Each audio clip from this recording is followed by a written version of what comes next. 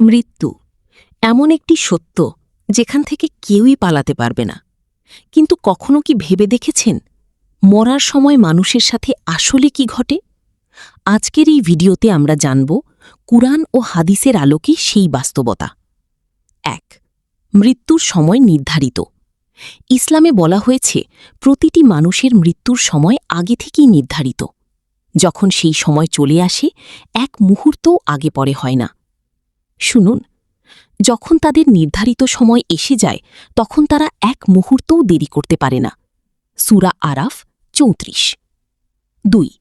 রূহ অর্থাৎ আত্মা বের হয়ে যাওয়া। মৃত্যুর সময় মানুষের দেহ থেকে তার রূহ আলাদা হয়ে যায়। এটাই মূলত মৃত্যুর প্রক্রিয়া।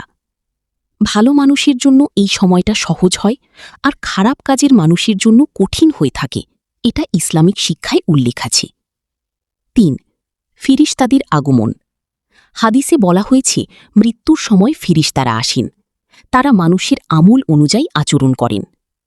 নেককার মানুষের জন্য শান্তি ও সুসংবাদ নিয়ে আসেন, আর পাপীদের জন্য সতর্কতা থাকে।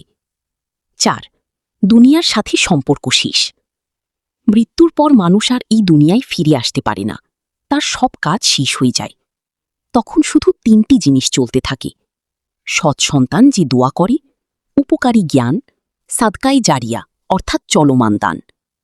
৫. কবরের জীবন শুরু। মৃত্যুর পর শুরু হয় নতুন একটি জীবন, বারজাখের জীবন অর্থাৎ কবরের জীবন। এখানে মানুষের আমল অনুযায়ী অবস্থা নির্ধারিত হয়। বার্তা: মৃত্যু ভয় পাওয়ার কিছু না, বরং এটা আমাদের মনে করিয়ে দেয় আমরা যেন ভালো কাজ করি এবং আল্লাহর পথে চলি। একদিন আমাদের সবাইকে এই পথ দিয়ে যেতে হবে, তাই আজ থেকেই নিজেদের ঠিক করা দরকার। নামাজ পড়ি, ভালো কাজ করি, মানুষের উপকার করি। এই ভিডিওটি ভালো লাগলে লাইক শেয়ার করুন এবং এমন ইসলামিক ভিডিও পেতে আমাদের পেজটি ফলো করুন।